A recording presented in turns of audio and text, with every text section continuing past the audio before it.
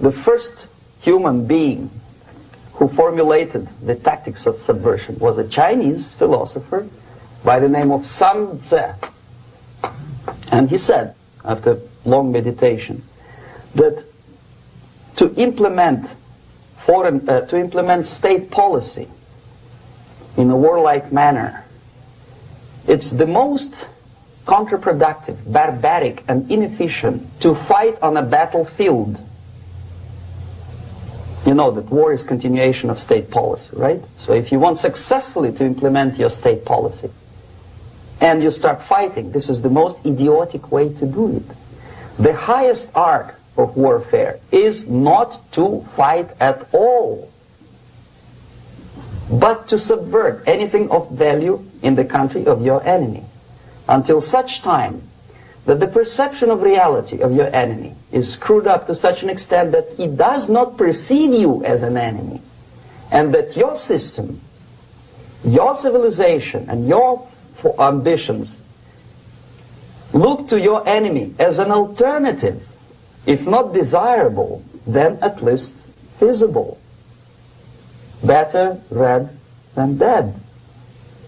That's the ultimate purpose, the final stage of subversion, after which you can simply take your enemy without a single shot being fired, if the subversion is successful. This is basically what subversion is.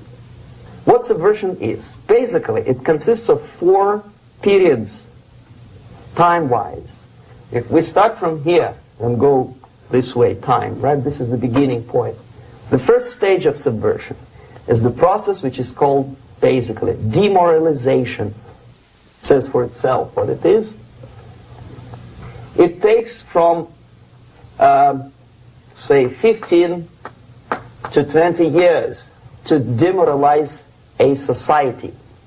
Why 15 or 20 years?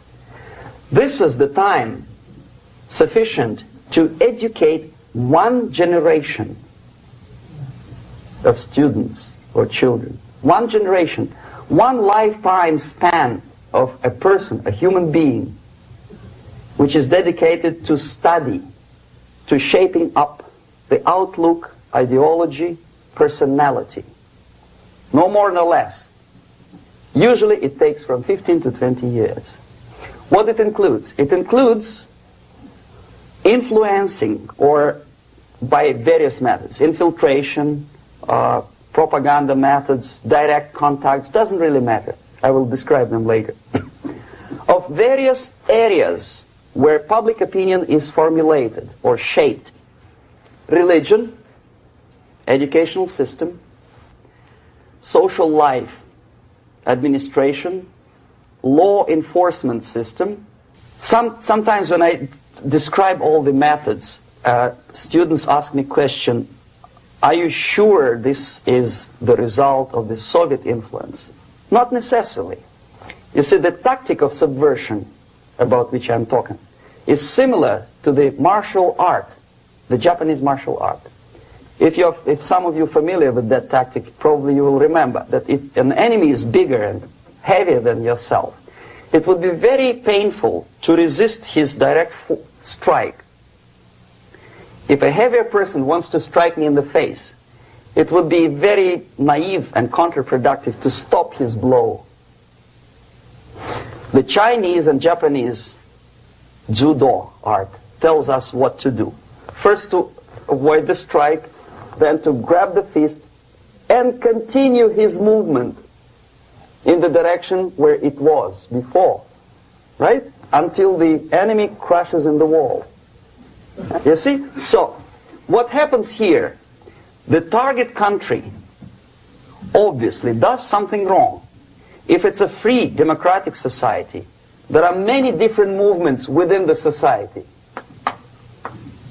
There are obviously, in every society, there are people who are against this society. They may be simple criminals, ideologically in disagreement with the state policy, conscientious enemies, simply psychotic personalities who are against anything. Right? And finally, there are a small group of agents of a foreign nation, bought, subverted, recruited. Right? The moment all these movements will be directed in one direction, right? This is the time to catch that movement and to continue it until the movement forces the whole society into collapse, into crisis, right? So that's exactly the martial art tactic. We don't stop an enemy. We let him go. We help him to go in the direction we want them to go. Okay? These are the areas of application of subversion. What it means exactly. In case of religion, destroy it, ridicule it, replace it with various sects, cults, which bring people's attention, faith, whether it is naive, primitive, doesn't really matter. As long as the basically accepted religious dogma is being slowly eroded and taken away from the supreme purpose of religion, to keep people in touch with the supreme being, that serves the purpose. Therefore, replace it, accepted, respected religious organizations with fake organizations. Distract people's attention from the real faith and attract them to various different faiths. Education.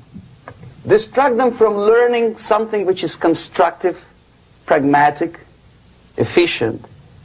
Instead of mathematics, physics, foreign languages, chemistry, teach them history of urban warfare, natural food, home economy, your sexuality, anything, as long as it takes you away. Okay? Social life. Replace traditionally established institutions and organizations with fake organizations. Take away the initiative from people. Take away the responsibility from naturally established links between individuals, group of individuals, and society at large, and replace them with artificially, bureaucratically controlled bodies. Instead of social life and friendship between neighbors, establish social workers institutions. People who are on payroll of whom? Society? No. Bureaucracy. Power structure. Okay. The natural bodies of administration, which are traditionally either elected by people at large or appointed by elected leaders of society, are being actively substituted by artificial bodies. The bodies of people, groups of people, whom nobody elected. Never. As a matter of fact, most of the people don't like them at all, and yet they exist. One of such group is media. Who elected them? How come they have so much power? Almost monopolistic power on your mind. They can rape your mind. But who elected them? How come they have a nerve to decide what is good and what is bad for the elected by you, president, and his administration? Who the hell are they? Power structure slowly is eroded by the bodies and groups of people who do not have neither qualification nor the will of people to keep them in power, and yet they do have power. The next step is destabilization.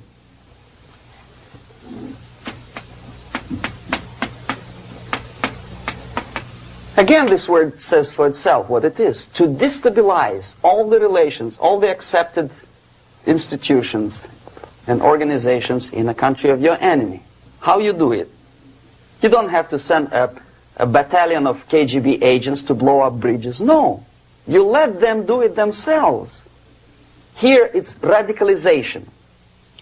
On the stage of destabilization, we cannot come to compromise even within a family. The husband and wife couldn't figure out which is better. Husband wants his kids to eat at the table, and wife wants a child to roam around the room and drop food all over the floor. They cannot come to compromise unless they start a fight. It's impossible to reach a compromise, constructive compromise between neighbors. This stabilization process usually leads directly to the process of crisis. In case of developing nations, that's the area where I was active. The process starts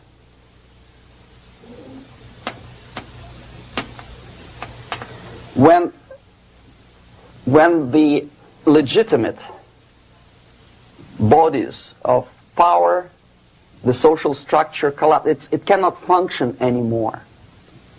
So instead, we have artificial's body injected into society, such as non-elected committees. You remember I was talking about them here.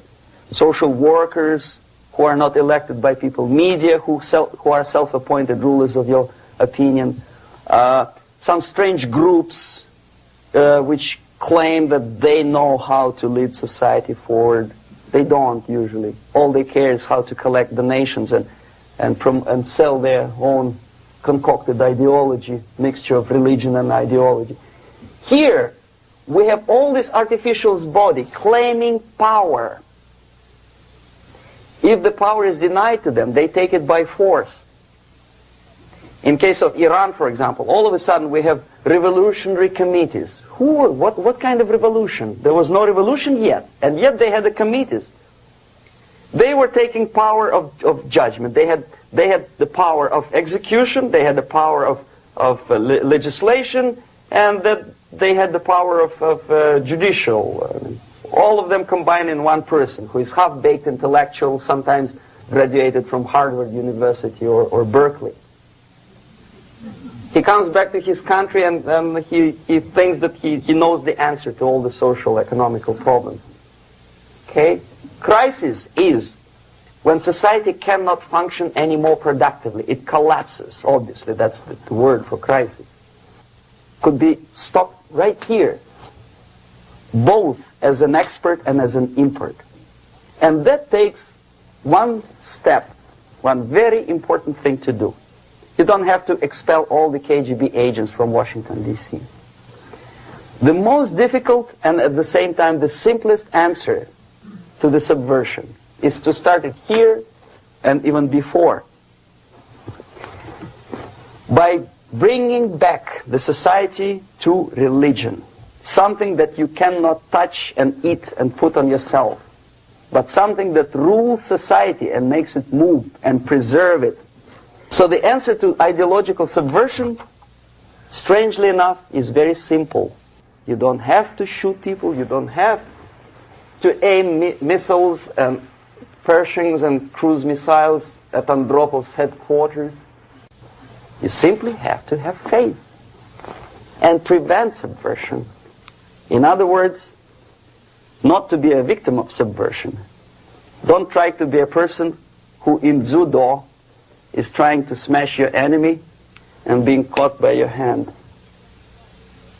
Don't strike like that. Strike with the power of your spirit and moral superiority.